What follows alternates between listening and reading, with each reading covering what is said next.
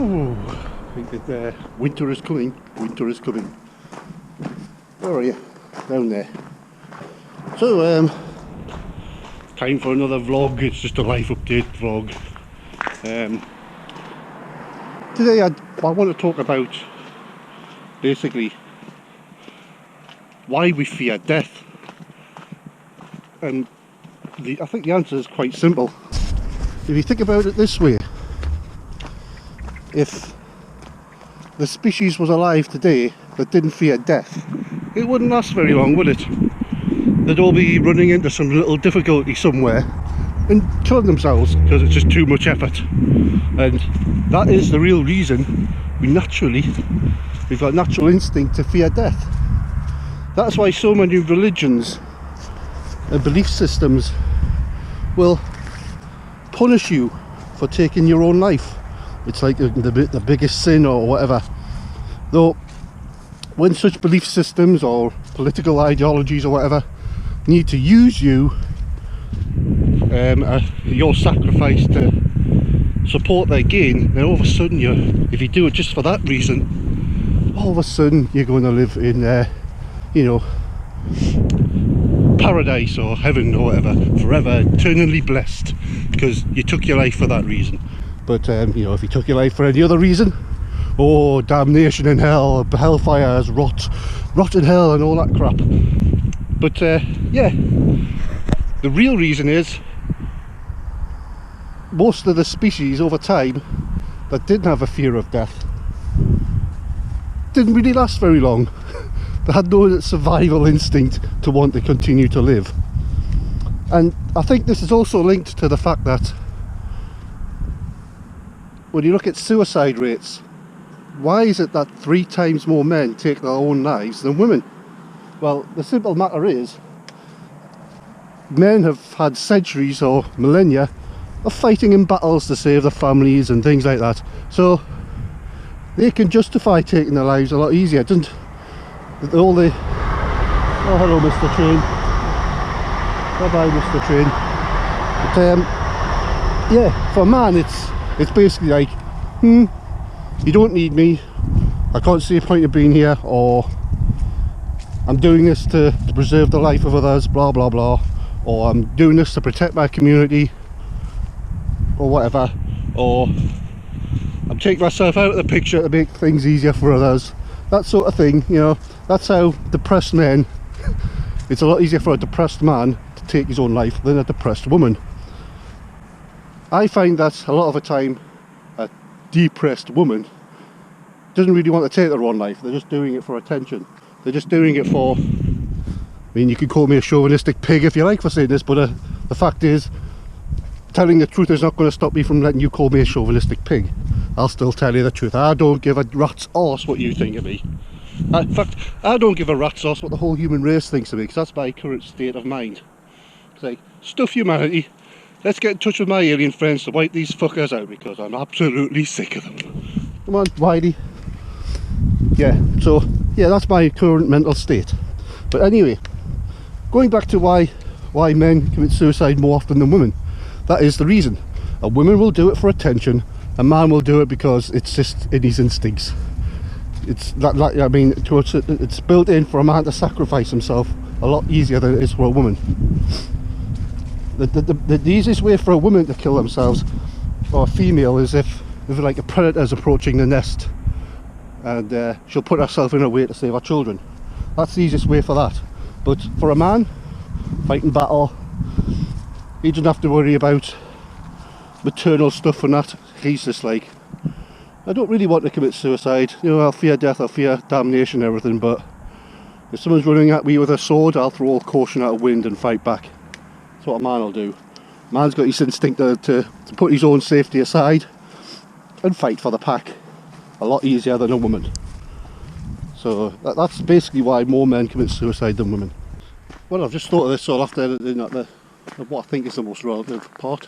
When I was talking about the males having the highest suicide rate, but the highest suicide rate of all, from what I've seen a lot of evidence of, a lot of data and facts, is the middle-aged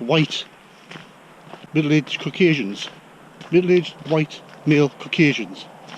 And you know, people go on, oh, it's this, that, and the other. But when you look at it, when you look at the general social scene at the moment, all over the world on the internet and everything, the answer to that is really simple. The reason that the Caucasian middle-aged white male suicide rate is the highest of all, like 3-4 times than any other group, is basically blame. They get blamed for everything. They get blamed for slavery, they get blamed for, you know, being chauvinistic pigs, this, that, the other. Basically, you know, man-spreading in trains. You get blamed for everything. If you're a white, middle-aged male, everything is your fault. You get blamed for more things than the Jews got blamed for in Germany, if you're a white, middle-aged male. So, yeah, if you want to all sit there and cry on about, oh, I'm thinking, you know, you see all these, you know, women or whatever going, oh, I'm depressed. The white middle-aged males don't actually do that. They'll just, like, one day, they'll look happy one day, and the next day they'll be gone. And the reason for that is they're just sick of getting blamed for everything. They're sick of it constantly being their fault. Even if it isn't, everyone makes it their fault. So, yeah, if you want to sit there and go on about blame and suicide, that's the reason white middle-aged males has a rate 3 or 4 times higher than anyone else.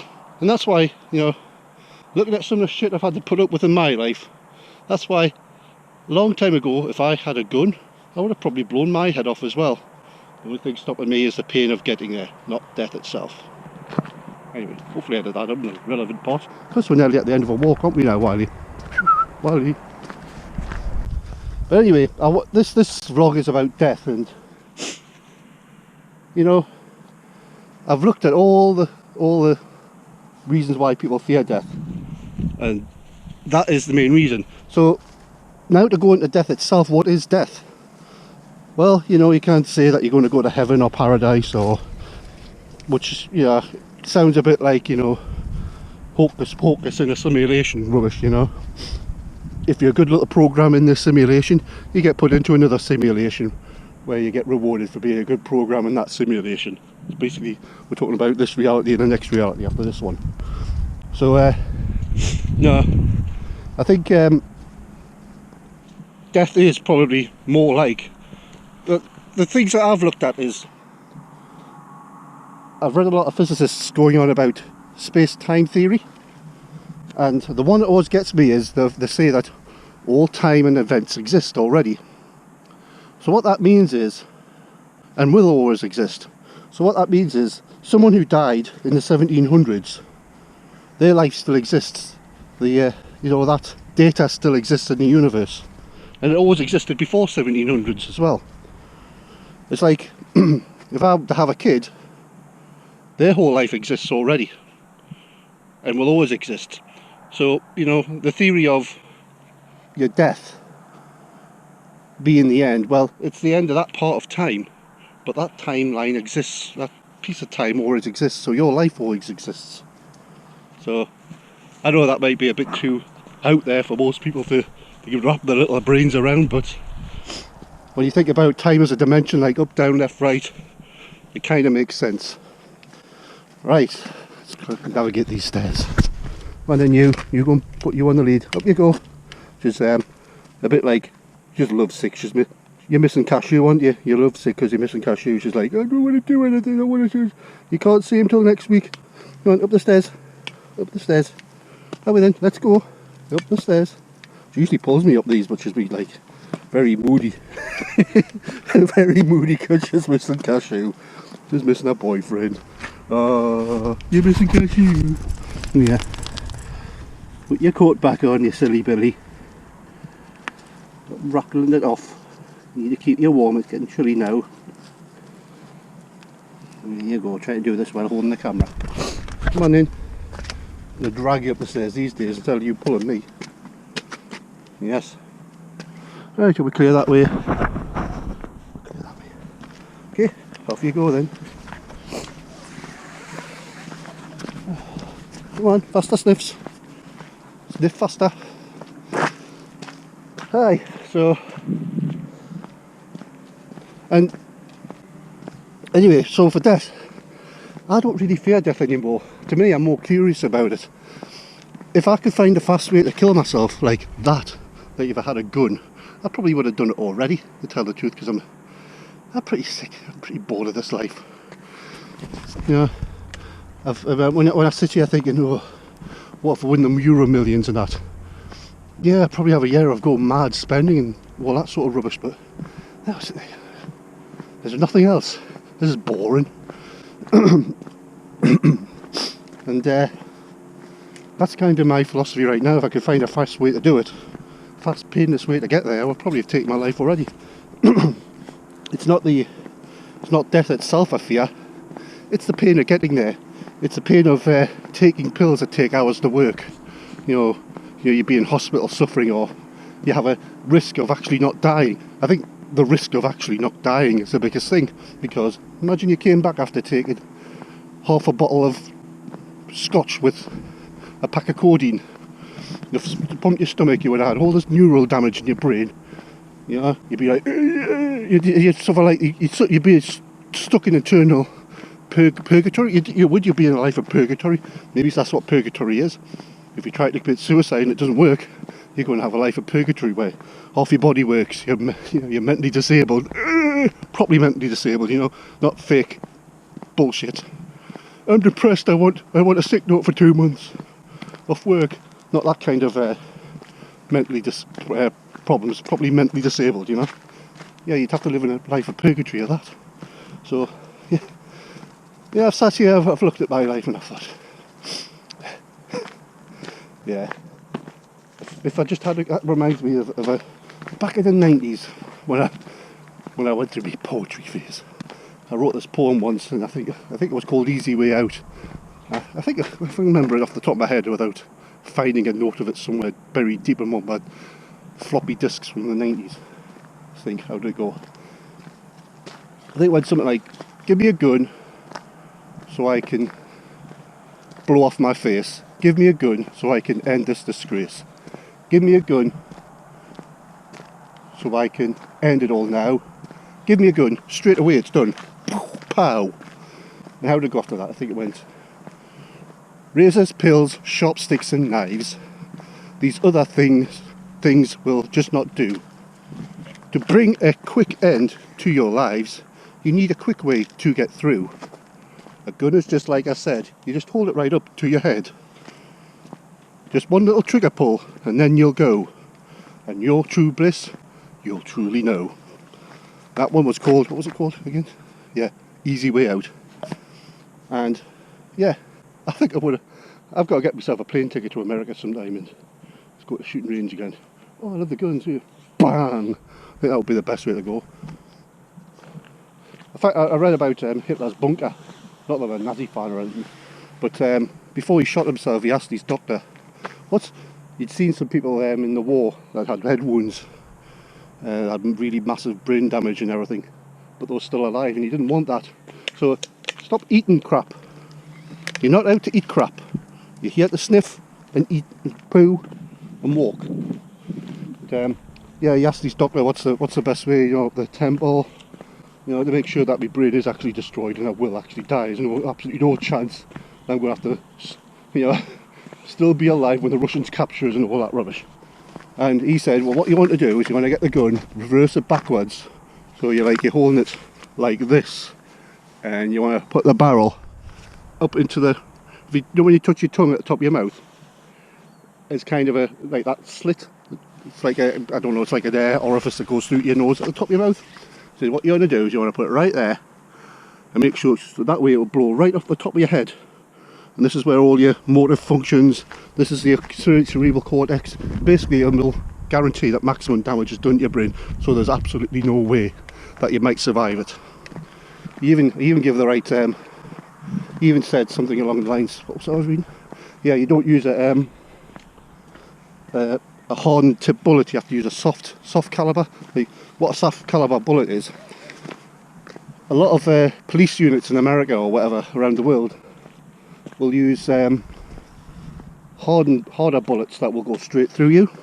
A softer bullet, kind of when it makes impact, it just spreads out.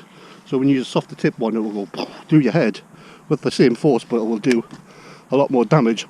Imagine, you know, you use an armor piercing round to hit a tank, it'll go straight through into the tank. If you use a high explosive or a softer round, it'll just bang on the side and spread out. Well, basically that's what you said. Use a hollow point or a soft top round, softer ammunition, and that way it'll spread out and do more damage to your brain. There's no chance of the bullet just going straight through your head out the top, doing a little bit of damage to the top of your skull, and you're still living. So yeah, I think that's really as things are at the moment with me. That's probably the only thing that's stopping me is it's not the fear of death or anything. I'm more curious about it. I'm bored of this planet. That's kind of like, if you look at my book Next Life, that's what it's all about. Because I used to play this atheist game with some of my atheist and agnostic friends back in the day, and it was like, create your own religion. Everyone would sit there, you know, create all the stupid religions. I think the stupidest one I came out with, I must have been drinking and smoking something at the time, was when you all die, you were reborn as a human in a cake shop, and all the cakes were looking at you, wanting to eat, all the cream cakes are after you, and they would give you eternal damnation of being eaten, because you've given them punishment, being eaten for hundreds of years. As humans have punished the cakes, punished the cream cakes. So all punishment was for us to be their food. Yeah, that's one of the stupidest ones, but yeah, when you really think about it, religion's just a story. So yeah, religion's just a fable, a fairy tale that people make up. Mainly used, I mean, most religions use the fear of death as a way to control you here in this plane of existence. So that's the real, I think that's the real purpose of most of them. Having a shaky shake. This way round and hold the camera. So yeah, so with that book I wrote a couple of years ago, Next Life, Human Ascension, I basically took the reincarnation theory. I thought, hang on, you don't necessarily have to be reincarnated on this planet as a bird or whatever. What if you were, you know, when it's a big frickin' universe, you know, this planet's only been here for 4 billion years, life's only been here for like 1 billion or something. The universe has existed for 13 billion years. It's only one planet and probably trillions in this galaxy alone that can support life. So how, you know, doesn't necessarily mean that if you're reincarnated you have to come back as a creature on this planet. The universe won't keep you exclusively here, your consciousness or whatever. So yeah, the book was basically a theory of, you know, you're reincarnated in a, well, in this case the guy called Zach, he's reincarnated in a couple of thousand years on this other planet called Anderbar as an Andabrak. And but the twist I put in it was, when you come back as a higher life form, like this is like, us humans are like what are called first stage intelligence, or first stage intelligent consciousness, or whatever I called it. Well, there's actually a second stage after that, where you have like all these aliens who hide themselves from us, first stage intelligent creatures in the universe, but they exist out there. Maybe that's what UFOs are. Maybe it's second stage intelligent people. It's all our relatives coming back, reincarnated as aliens, coming to see how we're doing. Is that what UFO is? Oh, let's go and, you know, that's probably why you get them all, you know, see all these UFO sightings out in the, you know, in the hick country in America, you know. It's like it's old Aunt Mary coming back. She's come back as an Andabrak or a Plaguerex or something, and she just wants to see how her old human family's still doing. So she's come back as she's now an alien, but yeah, she's just watching over them. That's what the lights are in the sky. She's, oh, there's Sammy, he's all grown up now, you know. So yeah, that's the theory of that book. But anyway, so yeah, death. I think that's that subject covered, and I think that's my lonely part of my walk over. I'm now going to go up here to the skip where there's lots of people. So all I can say now is thanks again for watching, and subscribe and like, and catch us all next time. Say bye bye, Wally. Bye bye.